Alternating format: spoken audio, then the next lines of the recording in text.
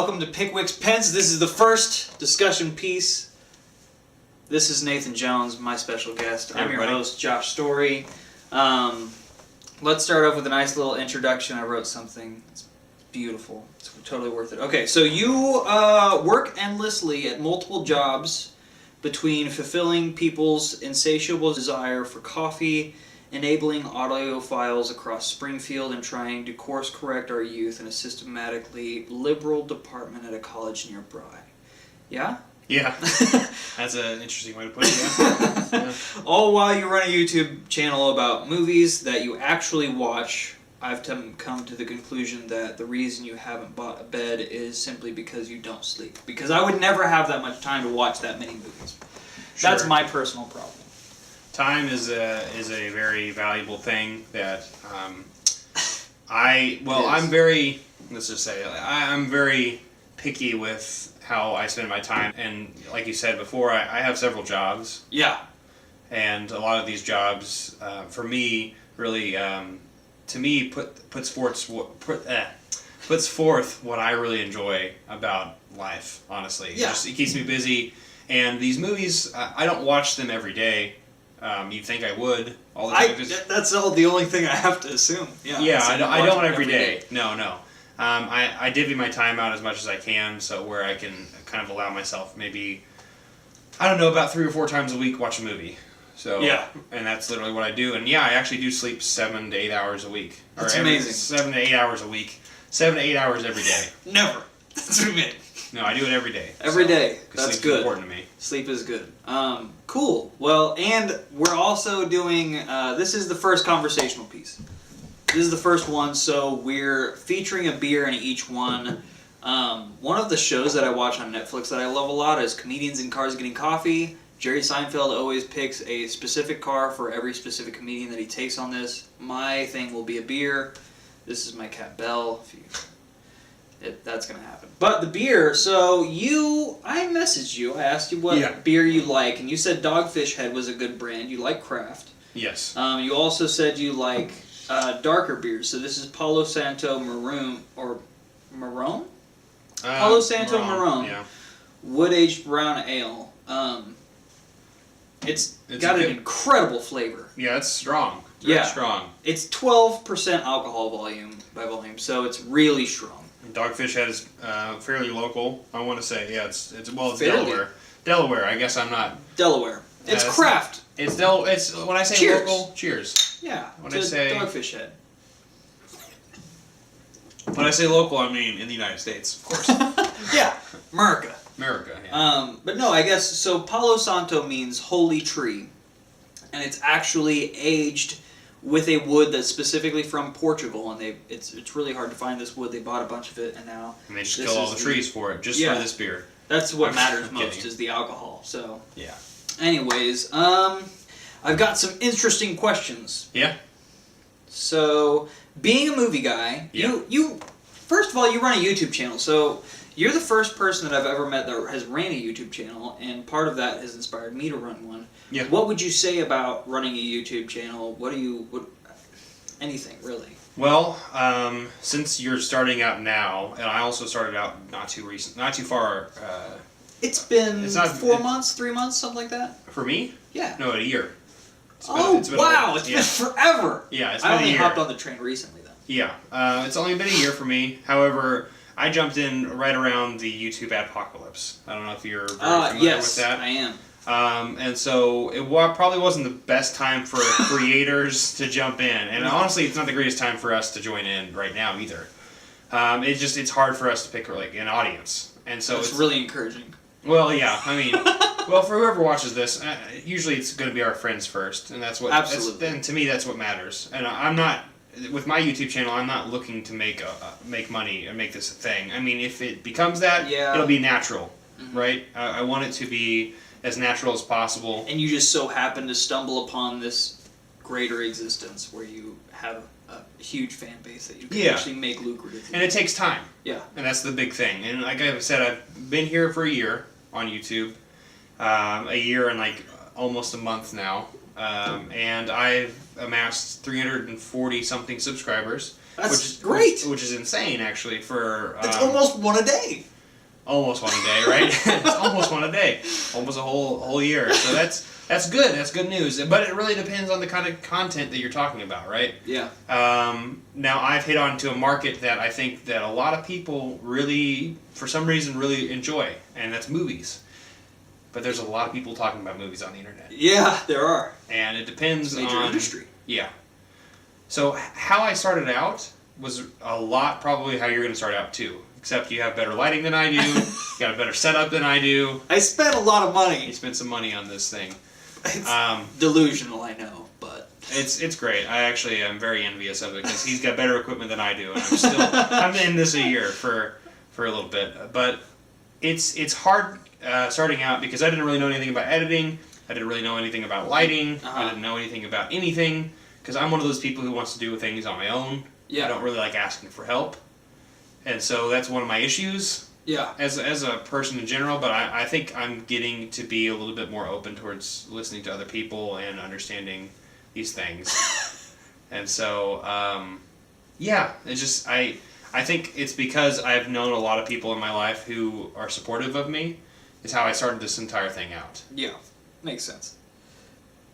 Since, you do have this unhealthy obsession with film, do you have a favorite director, or if that's too difficult, do you have like a top 3, 5, 10 list that you could?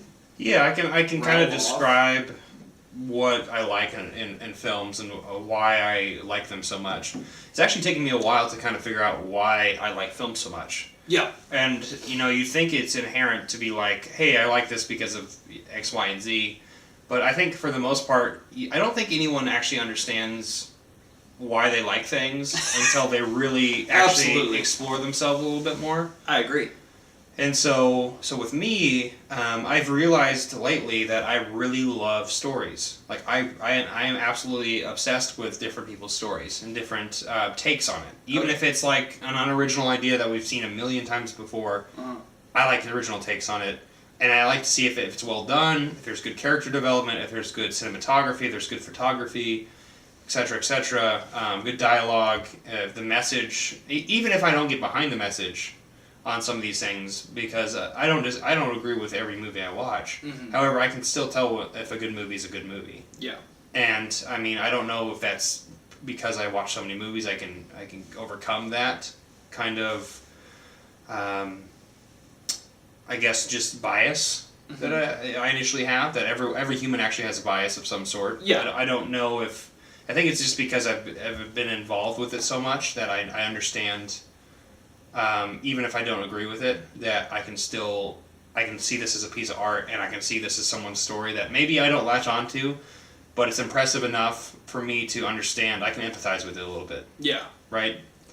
And so for me, I guess my favorite films, it's really hard to describe. I would say drama is probably my favorite type of genre.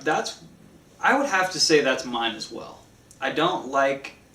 I think the drama is just the realest, the most truest attempt at portraying reality. Yeah. And I think that's the thing that draws me to film is it's a representation of humanity that I can't approach in my kind of how I present myself. I'm more of my lifestyle. I'm a little bit more conservative with. I don't go out and do nightclubs. I don't. I don't go to parties with many people. I mean, yes, I'm an extrovert. Like parties? I'm not really. I'm an extrovert. Yeah. But I'm an extrovert who has a lot of. I like to choose my things, and I like to be. I'm one of those people who leaves the party early. Yeah. I will leave being like, hey, I want to sleep for 8 hours. Bye. Yeah. And I do that. That's too, one of my I mean, sometimes I'll break that rule, but for the most part, I like to control myself. And so, but what movies does for me is it transports me to something that I'm not really comfortable with, in a medium that I am comfortable with, right? And I can see this thing that I wouldn't, in my normal life, I probably wouldn't actually approach. A different perspective. Yes. Pickwickian, one could say. Cheers. Yeah, that was a good one. But for favorite directors, it's kind of hard because I love so much film, So it's actually, it used to be a lot easier to be like, these are my favorite movies. Yeah. But now, since I watch all the time, it's kind of harder to do. So let's just say that I like pretty much every genre. I'm not a big fan of musicals. However, I see their place and I can see why people like them. Yeah. Uh-huh. And I don't like certain soap opera-y kind of dramas because it's over the top. Soap opera. It's not super realistic for me. Yeah. It's over dramatic. Uh-huh. And I also don't like the Michael Bay kind of like I don't just watch visual things to be visual. I want to be compelled in different ways. Okay. I like visuals. I'm not saying I don't like visuals. Well, I'm going to ask you about a specific film then once you're finished. Yeah, I'm not saying I don't like visuals because I love cinematography. It's actually one of my favorite things about film. Yeah. But I would say that for the most part, it's really hard for me to distinct story from cinematography. I need a good, healthy dose of both. I need to care about the characters involved, and I need to care about what's visually being represented on the camera and on the screen. So you need the emotional side and the technical side both to meet in the middle, and that kind of harmonious connection is what makes it for you. But there are some films that aren't super beautiful but have really great messages. Absolutely. But I'm more on that side than I am on the opposite, where it's like it's super like visually stunning. So let's just say like Transformers, for instance. Like wow, loved the Transformers series. I know I'm the only one. I'm not. I loved the Transformers series. I hate those movies. They're terrible. Yes, but they're great because it's bad acting for the most part, Uh-huh. and I can't get into the characters. But visually, it's actually pretty okay. Stunning, just awesome. And so, but like I guess that's where I would draw the line, is I don't do the opposite. Yeah. So that might be one of my flaws, but I mean, everyone's subjective to their own tastes. So here's a visually stunning. Tron, the new Sure. Tron. Everyone knows Jeff Bridges was in it. Visually stunning. Daft Punk did the soundtrack. They did an amazing job. The score, actually. That was the only value I got out of that was video and audio, though. I'll have to admit, I actually haven't seen it. The only one. Yeah, that's the only one you haven't seen. No, there's a lot of things I haven't seen. Well, yeah, but I mean that's the only thing we've ever talked about that you haven't seen. Right? That is. Well, yeah. It's amazing. But no, there is a thing because, I mean, if you're talking about Tron, yeah, I do like science fiction quite a lot. Uh-huh. Yeah. And I will see it someday. Like, I was having this conversation with a friend the other day. I haven't seen Hitchhiker's Guide to the Galaxy. See, I haven't seen it or read the book, and I heard that I ought to read the book. Sure. If you do like science fiction, one book I did read recently that's kind of the granddaddy of it is Dune. I think you've read it as well, haven't you? I have not read Dune. Have you? But you've seen the movie? I've only seen Jodorowsky's Dune, which is what Jodorowsky, the director, would have actually made. It's a documentary based on what he was envisioning wanted for it. to. Because they made it in the 80s, and like 2/3 the way through, they ran out of money. So. Well, are you talking about the 80s Dune? Yeah, the one that was directed by, which I can't think of off the top of my head. Yeah. So with like Tron, like obviously I haven't seen these, but I really enjoy science fiction. Uh-huh. And so like a more recent example of these two recent examples I can think of last year and also this year. So we're early in 2018. Yeah. But last year, Blade Runner 2049 was probably my favorite movie of the year. I watched your review on that. Yeah, you seem really. I really loved it. It's a film noir. It's a neo noir, so it's like more futuristic. And I like really thematic and stylized films too. So noirs are really like I get excited about that stuff. It's a very impressive film. However, for some people who can't handle 3 hours of a film, because it's almost 3 hours, I can understand. I can. Well, yeah, but I mean, some people don't have attention spans that far. It's true. And it's interesting. Jordan Peterson, as many of you know, is someone that I listen to a lot, and Nathan happens to listen to him too. But he talks about children in a restaurant at one point. He says, the children get restless really about the same time as the adults do. Mm-hmm. It's just easier to tell. I even have trouble sitting through a 3-hour movie. I mean, I'll be honest. It depends if the story's compelling, honestly. And the thing is, a lot of people define... Like The Hobbit didn't satisfy me. That was a long-ass movie. I can understand that. I thought it was fun, but I don't think it was good. That's the difference between me. Yeah, I get that. But yeah, that's a whole different story. Yes. But with like Blade Runner, because some people could say it's long, yes, but then they say it's boring, and I disagree because I think it's very compelling if you are paying attention. Yeah. And that's what, to me, is what matters. But anyway, so that's something that came out last year with science fiction that I really, really enjoyed. Cinematography-wise, Roger Deakins is one of the best cinematographers. He just won the Oscars for it. Yeah. Which is fantastic and long overdue. Phenomenal. He did Fargo. He did No Country for Old Men. He's done a lot of Coen Brothers films. He's done several other things that I'm literally, obviously, for the sake of this interview, I'm forgetting right now. Yeah. Which is kind of hilarious because he's done a million different things. He did Sicario. I don't know if you saw that. No. He did Prisoners. No. This is Denis Villeneuve. Do you know who did Arrival? Have you seen Arrival? No. Okay, well, Denis Villeneuve did Blade Runner 2049. Uh-huh. So this is the last thing he's done. So he's worked a lot with Coen Brothers and Denis Villeneuve, who's a French-Canadian director. We like French Canadians. This is the only one I really know. But because Toronto, which is where Jordan Peterson's from, Yes. is more Well, he's from British. Fairfax. He's more British Canadian. Yes, that is true. So, not Montreal. So, His accent cracks me up. Kermit the Frog. Kermit the Frog. It's just a little bit Canadian, just a little bit British, and just really a lot of American in there, I feel like, too. But anyway. to kind of finish this whole science fiction thing, this last thing that came out is called Annihilation. It's with Natalie Portman and Oscar Isaac. You told me to watch this film. Yes, without really knowing much. He's a director. He's Alex Garland. He's the director of Ex Machina. Which I loved. I actually own that film. movie. Yes. It's a fantastic film, and it was a breath of fresh air in the science fiction. You know, and it's so funny. There was an evening. This is a fun story. There was an evening when I was going to watch Ex Machina with all of my bros, and she wanted to go watch a movie at the theater, and we ended up watching, what was that, Adeline movie? Age of Adeline? Age of Adeline. That's what. Which is actually an okay movie. Not anywhere near the gravitas of Ex Machina. No, it's not even. No, you're right on that. Correct. So I ended up buying Ex Machina at the first chance that I saw it on. Good deal. It's a good movie, and you actually might not know this, but he's actually written several things too. Some of the past things he's written is 28 Days Later. Okay. And Sunshine, both Danny Boyle movies. Which Danny Boyle is a really great director. He's directed Trainspotting. Okay, so I have seen a little bit of Trainspotting. I saw the scene where he is convulsing on the futon in his parents' room. That's a very hard movie to watch.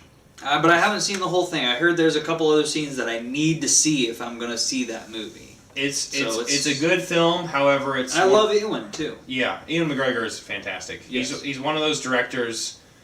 Danny Boyle is one of those directors who is very stylistic, but also at the same time. It's really okay. So Trainspotting is a very difficult movie to talk about because it's a lot. It's an addict movie, and there's several movies that come to my mind these are movies that are really hard to watch. You can watch it, and it's kind of like required like watching. If you're gonna be like into movies, Fight Club. Yeah, Fight Club is required.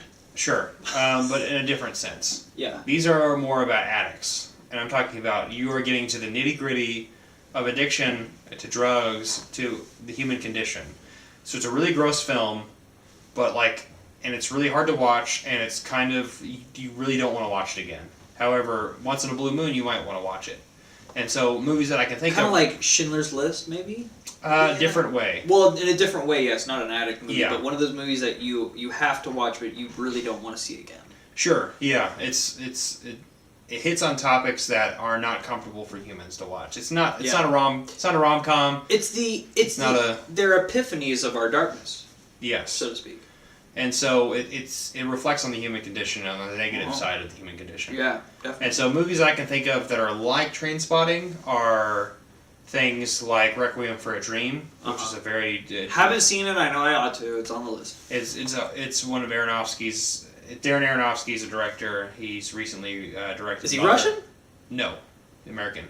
I think he's from the East Coast. Really? Yeah.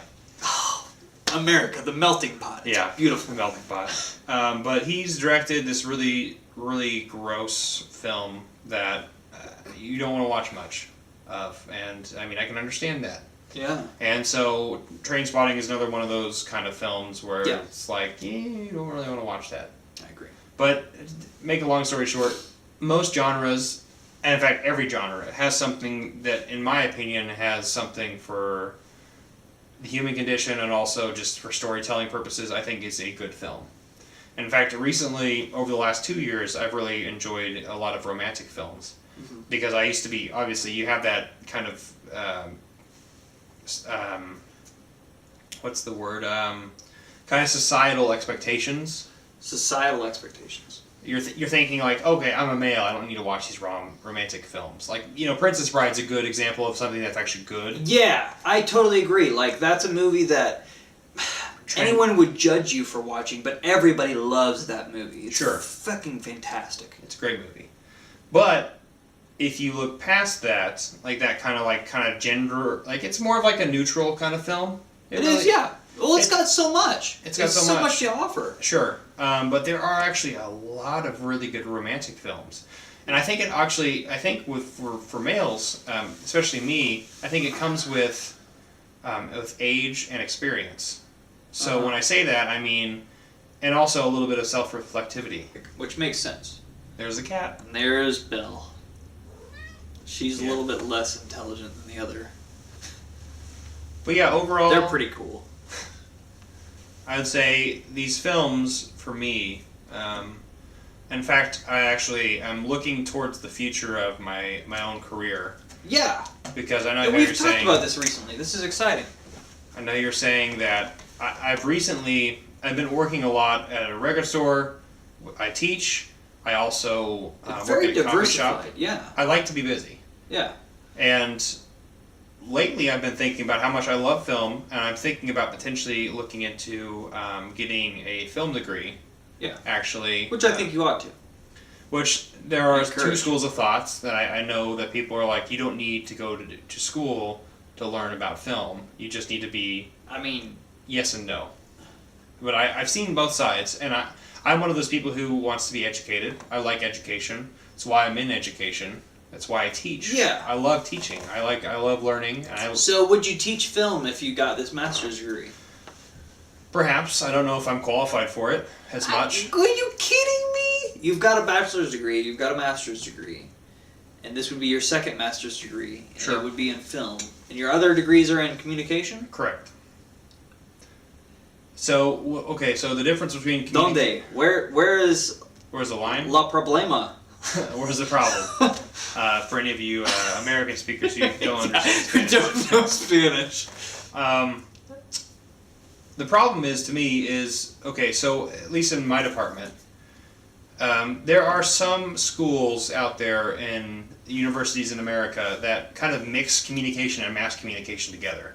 Mass communication encompasses media. Yeah. Where ours does not. It separates the two. So media studies is its own thing. Got and you. Communication is its own thing. And so with communication, what I study is more rhetorical, persuasive. There's PR you can go into. You can go into linguistic kind of techniques, how people speak, different feminist or rhetorical kind of tricks. It's just much more focused, much less blended. Correct. Yes. And whereas I went to a liberal college which tries to blend fucking everything, which is fine. I enjoyed it. Sure. And I actually think that overall, I think education should be blended, but I don't mean it in the course ways. I'm talking about not the course itself. I'm talking about the classes that you take. Well, this is a subject that I wanted to get to by the end of this. That now that we're on it, let's jump into it. Education. You think it should be more blended? I think there are benefits to having it kind of sectionalized and categorized.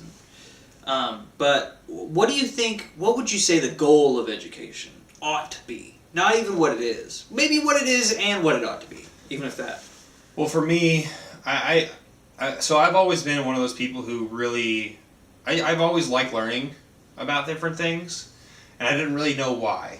right? Okay, yeah. I never I feel the same way. Yeah. Why in the world? Why in the world do we need to learn things? And there's people who are kind of not affected by that as well. I mean, obviously you see that in well, there's tons of people throughout society that's just not their passion. They don't really care about but school. But for some reason, it's our passion. Sure. And it took me a while to kind of figure out why I like education so much. And I think it's because I want to be a well-rounded person. That's literally why. That's the word I was looking for, is well-rounded. When I asked you that question, that's what I wanted to come out of your mouth. Sure, but the difference here is what I think with modern education, especially in America, has kind of strayed away from the thing that I'm at least looking at. Yeah. So the thing that I'm looking at is, yes, I've been trained in modern America I'm more of an academic than I am a practical person. Uh-huh. Right? So I can't put a lot of the things that I've learned into practice. That's the difficulty. It's hard. There's some kind of disconnect between conceptual and yes. an actualized life. Now, obviously, a lot of things I look at are theoretical. Okay, yeah. And so that's a little bit different from the people who are doing the practical things. So these are the people who are in terminal degree programs at like technical college, or they're in things that are maybe in engineering or architecture like you used to be in, where you're doing practical things on top of theoretical. Yeah. You're doing it very much so. It's different.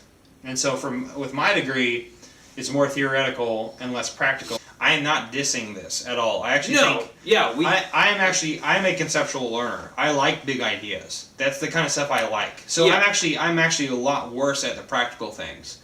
And actually I wish that I was better at it. In fact, I've been trying personally to put myself in positions where I'm very uncomfortable doing practical things. So one of my jobs that I've been doing recently is I've been helping a friend do a lot of literal physical work. And so when I say that, I mean like I'm doing woodworking and I'm doing some steel work, and I'm like I don't know shit about this. Yeah. Right, but like the thing is. That's such an interesting feeling too, because there's an amount of adrenaline that's released because you're uncomfortable, but it's not so much that makes you shake, and it's this really in between, this limbo spot. I have the same, because I'm not. I mean, I do some woodworking, but I'm by no means a master craftsman. Yeah, I'm not either.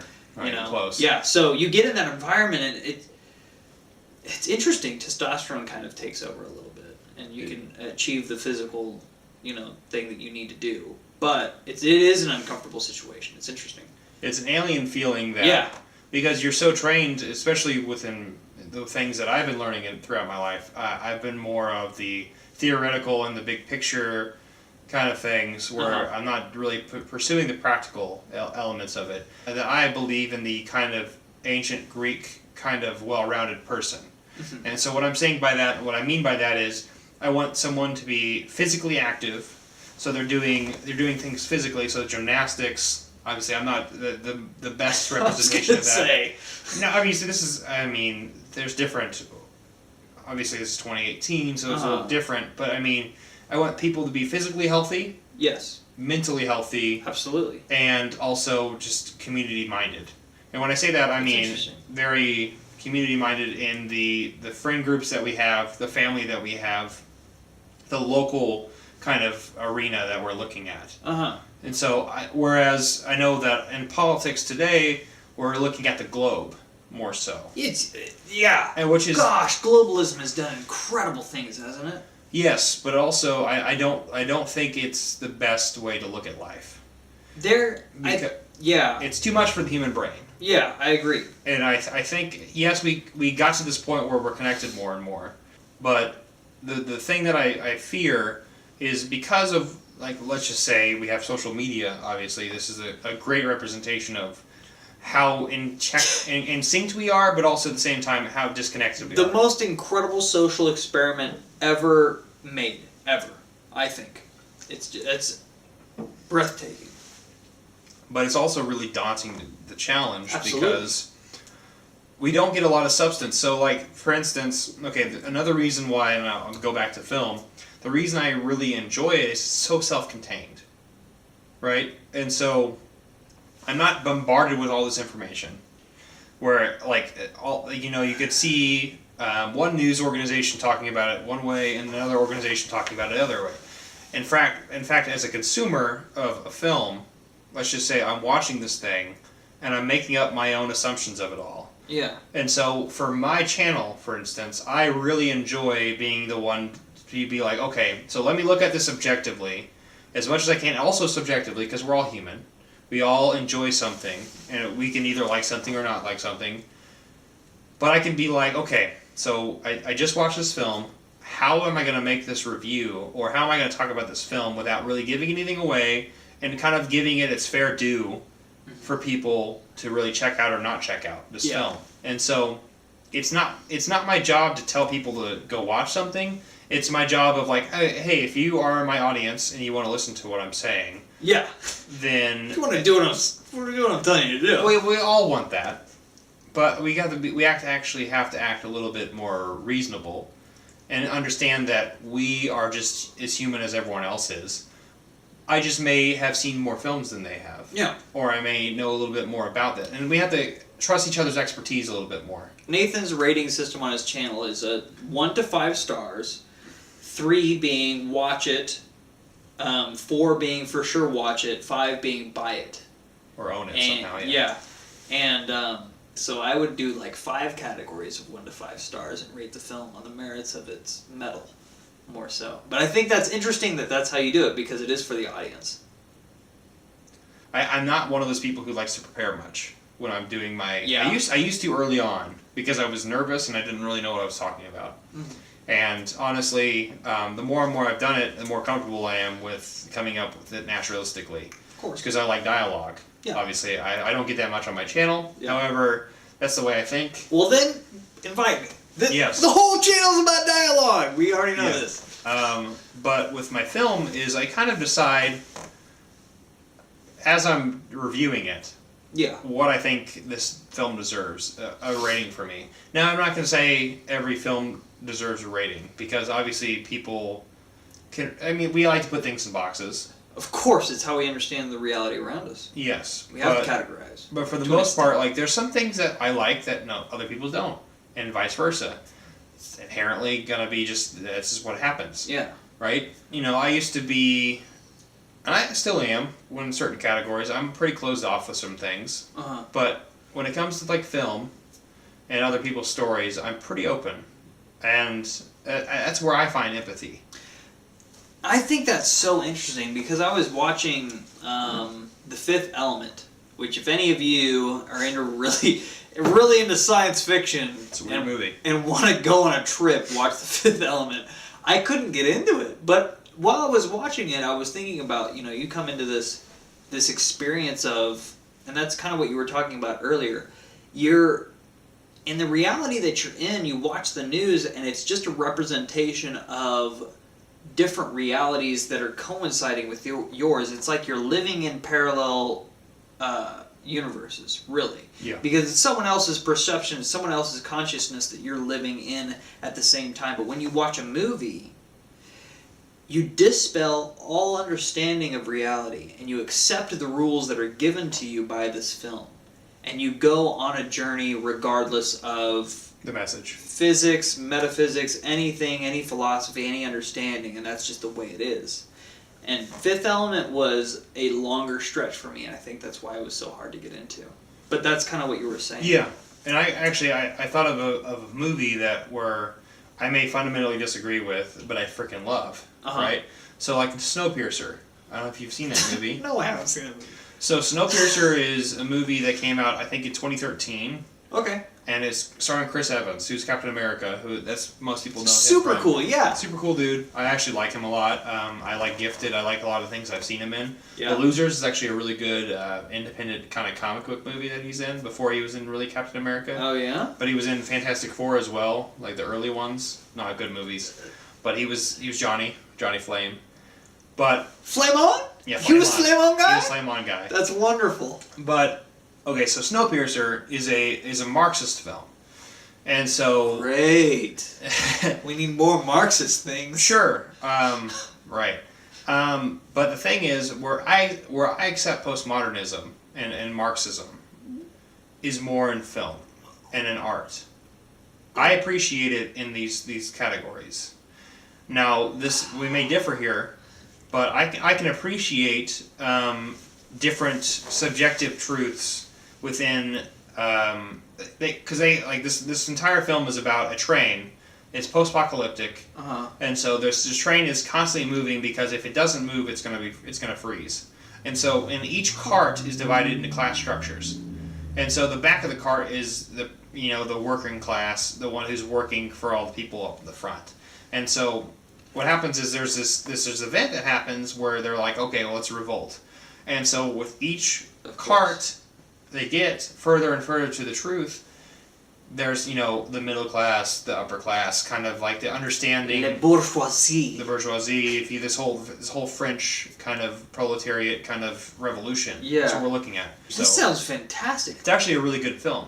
And it's really hard because the thing is, with me, especially the older I get, the more I get more political, obviously, because I feel like the older we get, we understand the world a little bit more. Yeah, and that's what we'll talk about next. But with these films, I see things in lenses that I don't expect. When I have these conversations with people who actually believe these things, right? Yeah. I can empathize with them. Whereas I may disagree completely with their premise, and I may disagree with the reality of what's going on. But I can appreciate where they're coming from, and I could be like, okay, I actually used to think like you. I've had moments where I've thought these things as well. Yeah. But I don't know if I would go as far as you do with this thing. Yeah. But that's the cool thing about being human. So let's take a pause. Sure. This is a really good moment. So we're going to talk about postmodernism. Postmodernism is the theory that you essentially are a part of a group, and there is an oppressor and an oppressee. And I used to feel this way, and I feel like what you were going on that rabbit hole, you may be able to express some feelings from a past yourself that were very postmodernistic. But it basically takes the power away from the individual and makes it into a constant revolutionary process. And the revolutionary process is obviously detrimental. The idea is to improve on yourself on an individualistic level, and if everybody's working to make the world closer to heaven than it is to hell, then we'd be all right.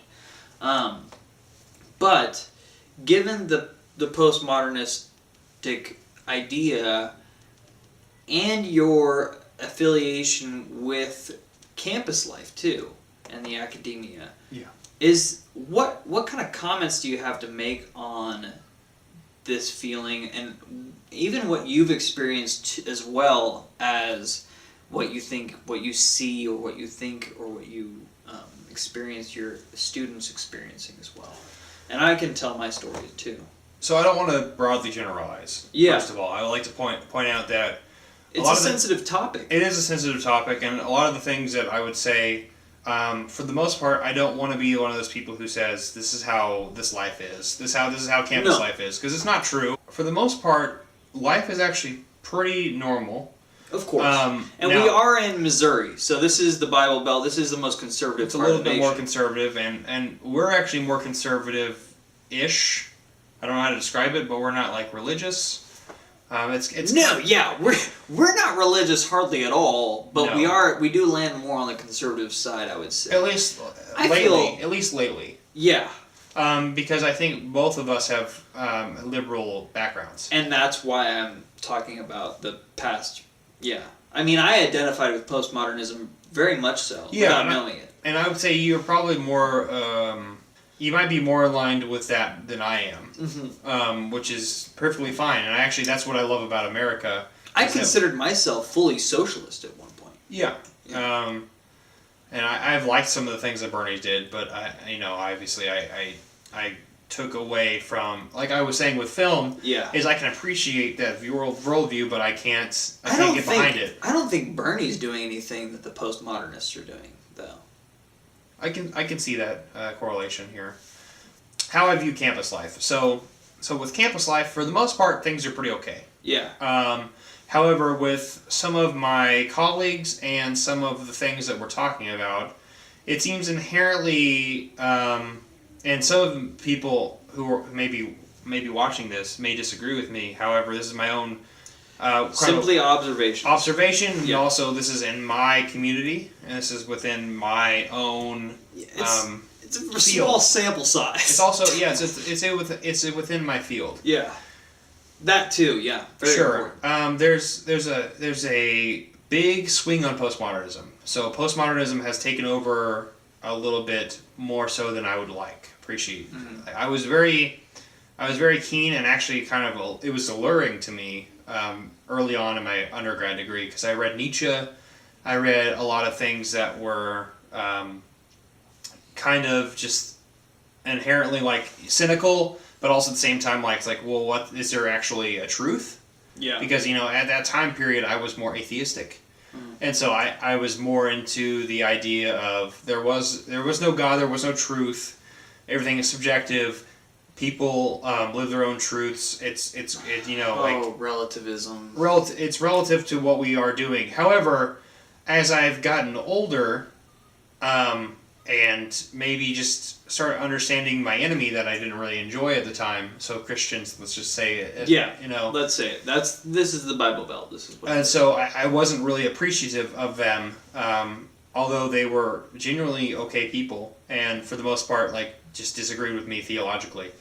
I may disagree with their fundamental end result of what they're trying to get at. However, as I've gotten older and I've gotten a little bit more compassionate towards, because I've always, and this is something about my own personality, I've always been the underdog kind of defender. Absolutely. I've known you for a very long time. This has been, I'm 24, I'll be 26 in a couple months. So this has been 13 years probably we've known each other. Yeah. I've always appreciated the people who are not represented. I've always done that. That's cool. I get how that's where it comes from. It's why I like metal. By the way, if anyone that super metalhead. I'm a big metalhead. Nice suit. Super dressed that you might not know. Metalhead. Yeah. I really enjoy metal. I really enjoy counterculture. But the Rise Against it. Not the Rise Against album. I'm not a big pop. I liked it because I'm poppy. I'm a lot more poppy than you are. But for the most part, though, I've always enjoyed it to a point, right? And so as I've gotten older, I've appreciated the people who I haven't really realized. I put myself in the shoes of other people. Yeah. And so I've noticed this cultural shift into, at least on the college campus, at least. I'm not saying Missouri or Springfield. I've seen a switch to not liking conservatives much. I've always been kind of live and let live, so I guess that would put me more in the classical liberal, libertarian kind of sense, and that's probably how I would view myself in the bubble I would live myself in. I grew up liberal. My parents were very open-ended, didn't really, said, hey, the best candidate is the best candidate, and that's who we're going to vote for. And so that's... your mother I've met before. We hung out once. I went over to your house when we were a lot younger. But your father I had never met, and I saw a picture of him on Facebook recently, and he's a gray hair, ponytail, glasses, shorter guy, just looks like a hippie almost. Yes, but he's conservative. Actually, he's more conservative. And actually, the ironic thing here is that I have 4 family members: my mom, my dad, and my sister, who's younger than me. And not everyone in my family voted this last election. However, if they did... this last one was a rough one. But if they did, however, every one of us voted for different people. Interesting! My mom voted for Hillary. My dad voted for Trump. My sister voted for Jill Stein. And I voted for Gary Johnson, the Libertarian. Yeah. As you can tell, with those 4 family members, we have pretty... we're more well-rounded as a family. But the thing is, we disagree on some small things. However, the thing that I love about my family is we don't really feel super angry that they feel the other way, right? We're pretty open. Who cares? What you think? What you think? That's why you're American. Exactly. America. America. That's the whole message of the whole entire document. This entire discussion here is America. Is America. The reason why I kind of defend conservatism and libertarianism in my own field. Okay. Because there's an underrepresentation of it all. And to me, the entire point of college is to hear things you're not comfortable with. Absolutely. Absolutely. And yes. Is it so odd though? Because the liberal part is leaning more towards there's a big deal going on with the limiting of freedom of speech. Isn't that odd though for a liberal to limit the freedom of speech, considering that what ought to be their maxim, ultimatum, right, is the sharing of ideas?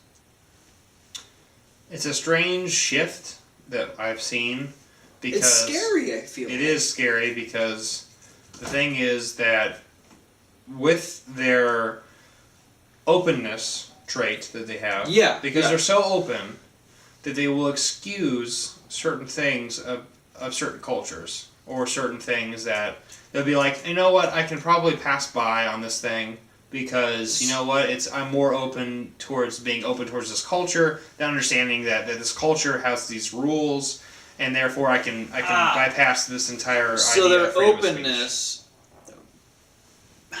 buckles under relativism. Yes. And I think that's the shift. Is that I don't think...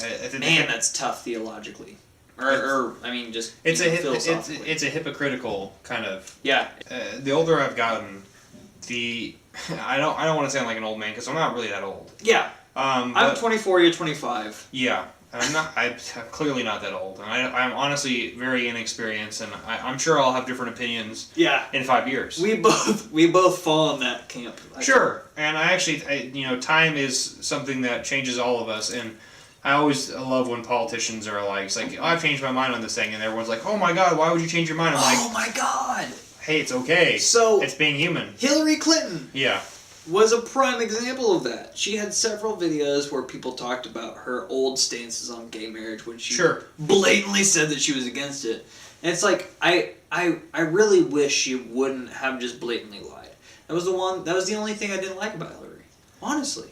If she just would have said, like, yeah, that is what I used to think, but I understand we're in a different day and age now. And, like, I understand that these people need rights. There's not much humility I've seen.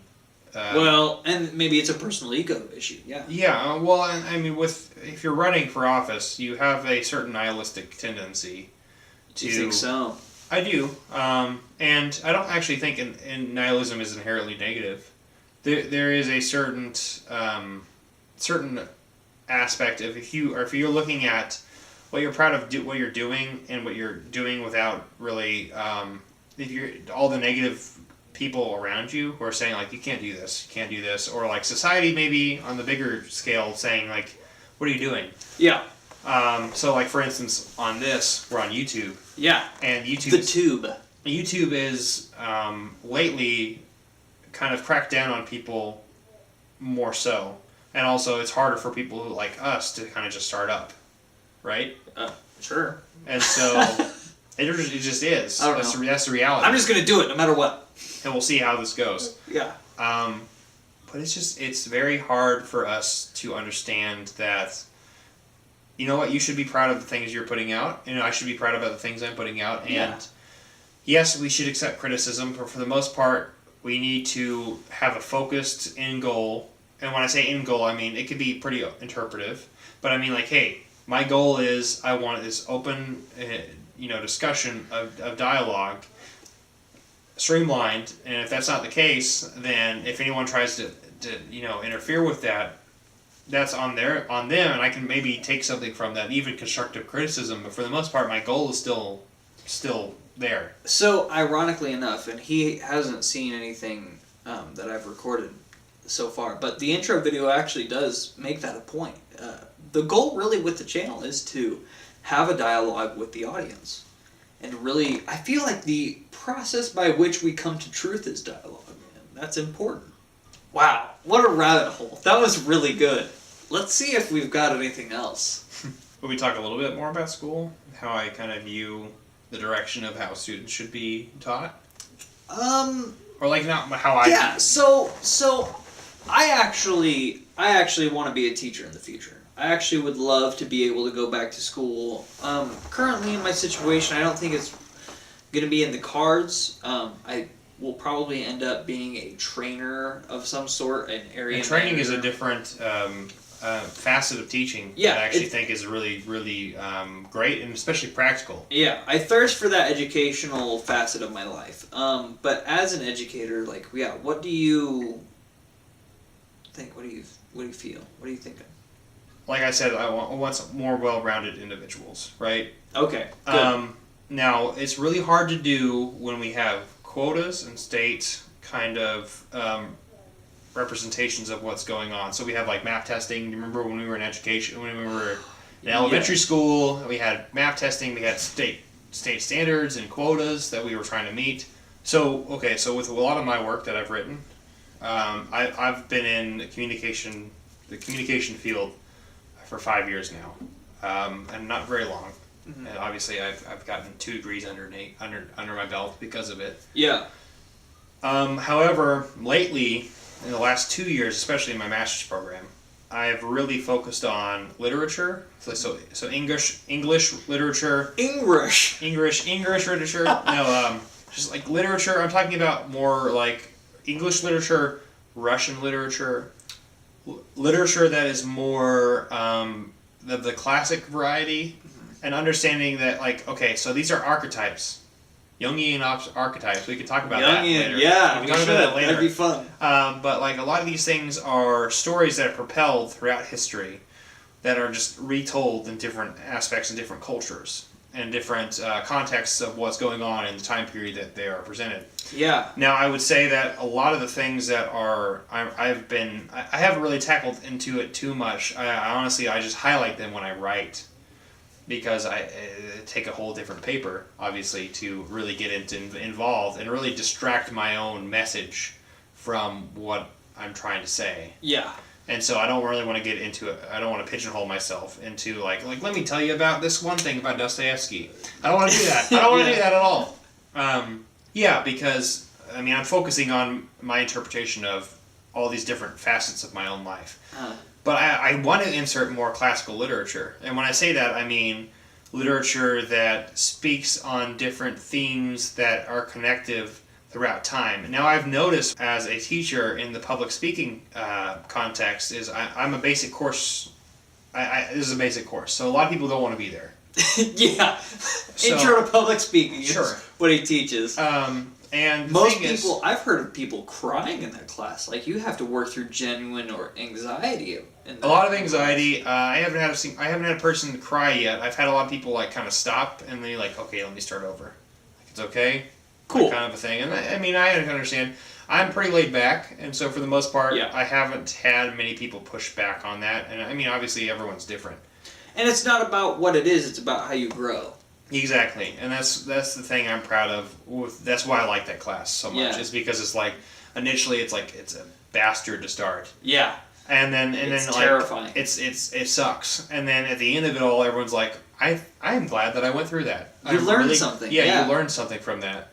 Maybe you want to pursue it further on. Some people aren't open enough to learn from it. I have some of those students that I'm not a big fan of, but for the most part, like, I think it's overall still worthwhile. Most definitely. But for the thing is with my own education and what I want to teach more so in the future is I want to teach people these stories from the past that are connected to what's going on right now. I think there's a lot of people who really connect to today way too much with social media and a lot of irrelevant kind of things that are kind of just noise, semantic and physical and even like psychological noise. A lot of these things are with internal because we're like, oh, I constantly have to check my phone, right? Yeah. I have to constantly check my phone, or like where it's physical noise, where it's like I'm listening to something that someone's saying. There's like, oh, have you seen the latest episode of this one thing? There's so much physical noise, yeah. Or there's even like semantic noise, or like you see that in our politics. So like with the way people talk about different things. But the thing is, I feel like what's being lost, and obviously this might be every single generation probably feels this, because everyone's like, I don't understand the generation below me, right? Yeah. We get that a lot. We don't eat Tide Pods. We don't eat Tide Pods. That's the difference. But what I've noticed because I teach people who are a generation below me. Absolutely, yeah. And so I always ask questions of the day. And this is the thing that I actually enjoy the most. Because it makes me insert myself in it a little bit. So like the other day, I was asking them what their least favorite food was that everyone else loves. To start a kind of a fight. That's great. But it was fun. But like it could go. How excited of you! Yeah, but like it could go for anywhere from there to like, what's your favorite movie? What's your favorite quote? That everyone hates. Yeah. But like the thing is, most people don't really put too much effort into this. Obviously, I need to be really quick about it because I actually need to get into my lesson plan. Yeah, absolutely. You've got a standard you're held up. Sure, but the thing I want to really explore is the things that people like. I want people to, yes, public speaking is inherently a thing that people don't really enjoy. However, I want people to enjoy the process of it all, because guess what? I'm thinking of them, at least slightly, and as much as I can. And when I say that, I mean I want people to enjoy themselves, but also at the same time go through a hard time. And when I say that, I mean I want people to learn the classical literature. I want people to understand that, but I don't have enough time because time's against me. And also, is it my job as a public speaking teacher, or is it the student's job as to be really well rounded in like, hey, public speaking and physical education and science and literature and all these different things. And obviously I'm just one facet of that. Do you want my answer to that? Go ahead. I think it's absolutely the student's responsibility. However, there are not many professors. Now, I was lucky enough to go to Drury. Drury was a private school, very expensive. That's why I couldn't finish, actually. But the professors deeply cared about us and drove us, really, to new things.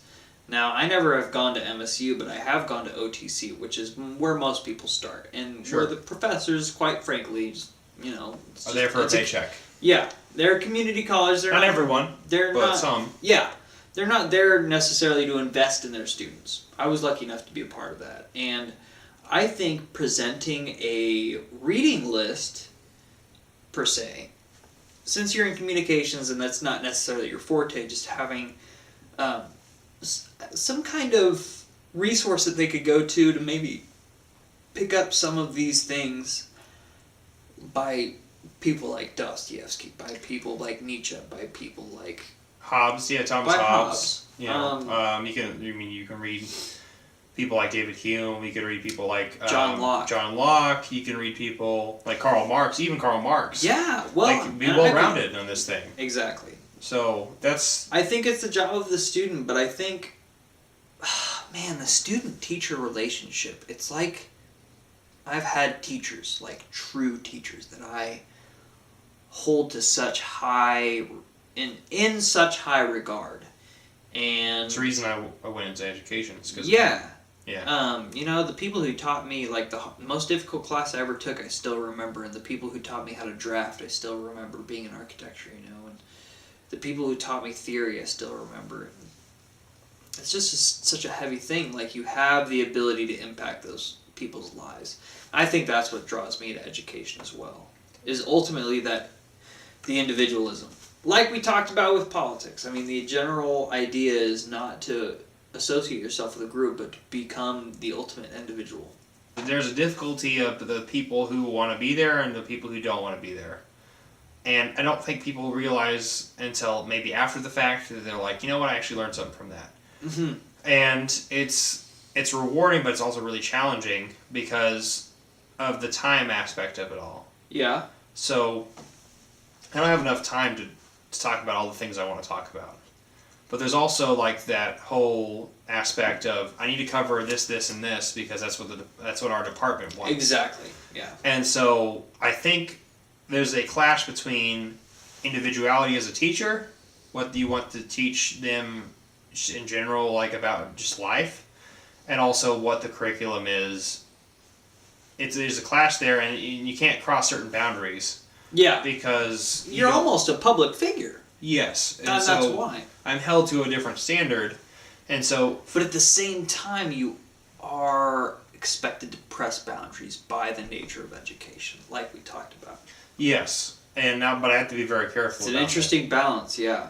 And it's really hard for me to do as someone who, my entire life, and you've known me for quite some time, but I'm one of those people who I like pushing buttons. I love... Yeah. I enjoy people kind of just like, hey, why are you sticking to this rule so much? Just laugh about it. Just laugh more. Yeah. Just like enjoy life more and like, yes, take life seriously. We need to be more exploratory on different ideas, but at the same time be like, you know what? We hear this awful thing, but we can still laugh about it because guess what? We find it clever. Yeah. Or we find it be like, you know what? It's so horrible that it's funny. Right? Because I enjoy dark humor. Yeah. But that's just me. Obviously, everyone has different standards here. I enjoy a good episode of It's Always Sunny. I love Always Sunny. I feel like Always Sunny's got a good sense of dark humor. Oh, man.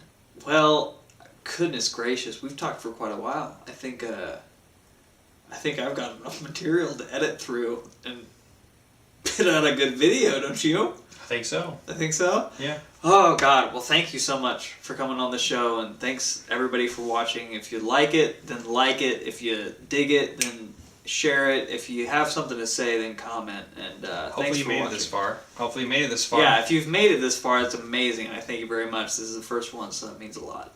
Appreciate it. Catch you later. Thanks, Josh. That's it. Good job.